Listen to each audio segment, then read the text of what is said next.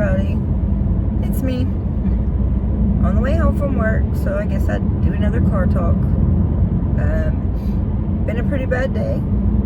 Hope y'all all had a good day. Had one of my hospice patients pass away this morning. And he's been there over a year and a half. And we were told he didn't have any family. And that wasn't the case. He passed away this morning at 10:30, and at 5:38 this evening, I got in touch with his brother, who has been looking for him for over a year. Nobody would give him any information, and my resident, he had dementia, so he couldn't remember. He wasn't alone. I'm always there every time we lose a hospice patient, and I didn't even have time to get there this morning.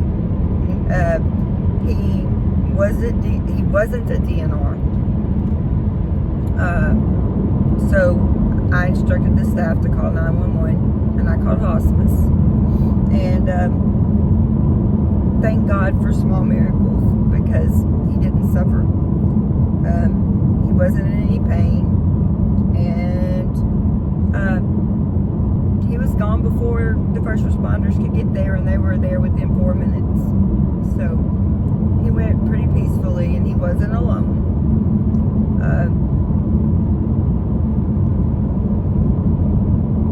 It's just rough when I lose a resident or a patient, even though I know they're on hospice, because we're the only family they have.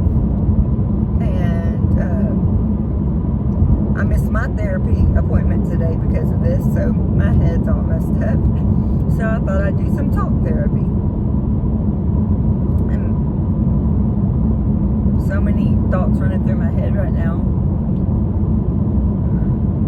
Knowing that his brother was looking for him. I hate making those phone calls.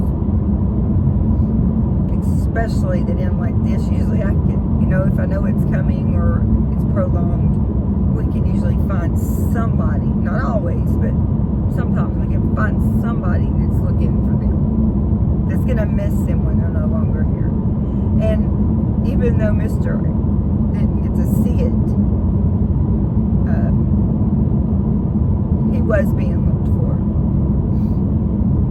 I have a meeting with his family this week.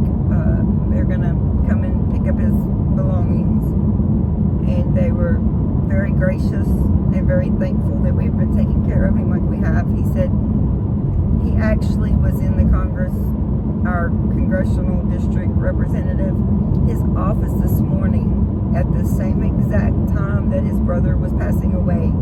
He was there complaining, to do a complaint and ask help to locate his brother. He said he didn't know what else to do. He's been looking and calling everything and everyone. And I just don't know. Things are meant to be the way they're meant to be. This line of work is pretty tough. I'm used to being a paramedic. I'm used to being able to, it's just the adrenaline, go, blow, you pick them up, you do what you have to do on scene, and then you get them to the hospital. Just keep them alive. That golden hour, if it's trauma, which means you have an hour from the moment of trauma to they're on the surgical table, and that gives them the best chance at surviving. That's what I'm used to doing. I really don't know why we started taking hospice patients. I know that we've had some that have been in our facility. They were getting up there, and we were having to ship them to nursing homes, and then they died alone, and I couldn't handle that either.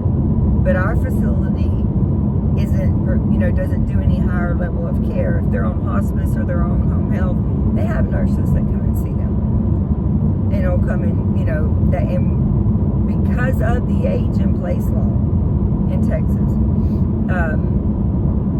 that overrode the legislation that my mom had went and got passed in Austin, Texas, to control to have governance and guidance over facilities like ours. And they based it off of our program, and I'm so proud of that. But the mental health system is just, I don't know. Once you're in the mental health system in facilities, there's no one that can give you any information because it's all HIPAA. And I have a 74-year-old, my 74-year-old queen, my Miss Baby is what I'm going to call her right now. She was finally, we've had her for 12, 13 years, and didn't think there was anybody in this world that would miss her but us, because she literally, in all 13 years, have never had anybody come see her that wasn't doing medical care on her. There was not a soul in this world that we could find. And when she got off of some services of our mental health authority here in Southeast Texas, and she was strictly on hospice and strict because of the age-in-place law, because she, was so where she can't take a bath by herself and things like that. Because of the age-in-place law, she's able to stay there, and she's still there to this day. And she's died twice, and we've brought her back each time because it's been something like choking, or we don't know the first time she was. She's just a miracle. And I know there was a reason that she was still here, and that was because when she stopped being a client of the mental health authority here, our president of the board of our board of directors became her representative payee. So they turned over everything they had to her, and her daughter of 45 years has been looking for her forever. Like forever. Since she was born, she's never seen her mom since she was 2. And that was the reason, I believe, that, each time that she come back. And so now I know she's got grandbabies and a daughter. She's got sisters that live in the area. But because of her dementia and she's got the worst case of schizophrenia and the worst case of dementia I think I've seen. And that's a lot in 20 years. And she doesn't really know. I think she does know her daughter when we do FaceTime now. Her daughter lives in Oklahoma. But we keep repeating her daughter's name over and over and over until it'll jolt to memory. And then when she sees her face on the phone, she'll tell her, she's so far back now with her Alzheimer's and dementia that she will tell her, that she told her not to wear her hair like that, or her eyes are beautiful. And we reinforce that all the time. We, let her see her daughter, let her daughter see her. Thank God for modern technology. But anyway, I know I'm rattling everywhere. It's just my mind is going in a million directions. I just wish today would have been different. But it's the way it was supposed to be. It is 10:14 and I'm just going home, so I'm probably not going to be adored at home too much. I'm not supposed to be out anyway, but still have a job to take care of. All the residents there, my mental health residents, they're all acting fools. And yes, when someone passes away, we do have that coming. We know that it affects them differently. But I walked outside and I looked up in the sky.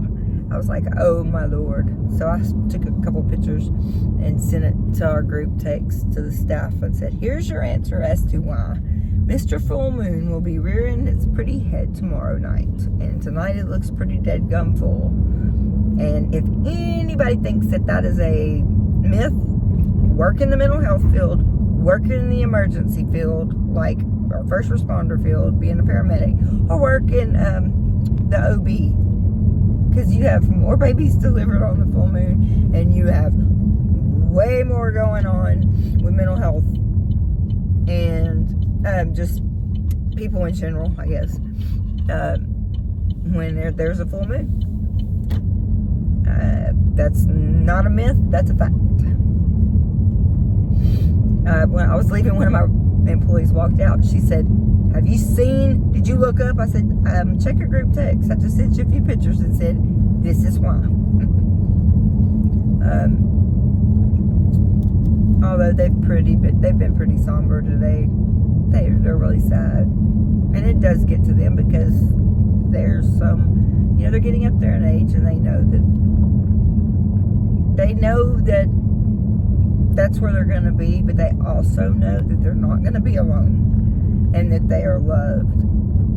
And they also know that because they see us with, the ones that are passing away, they see how much care that we give and take, we give to them, and we take everything we have and put it to the side because they are the most important.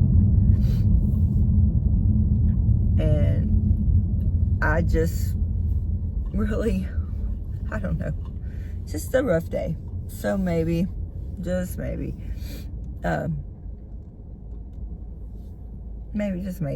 that Mr. Full Moon is there, Mr. Eric's up there, and I pray for his family. It's been pretty rough, my employees and my residents and me today, so I'm home. I'm gonna go in and get something to eat for the first time today at 10:17, and get to work on some payroll that I didn't get to do, and I'm sure my employees want to get paid, so that's a must. Thanks for listening. This is just my way of being able to talk on my way home. I love all y'all. Goodbye.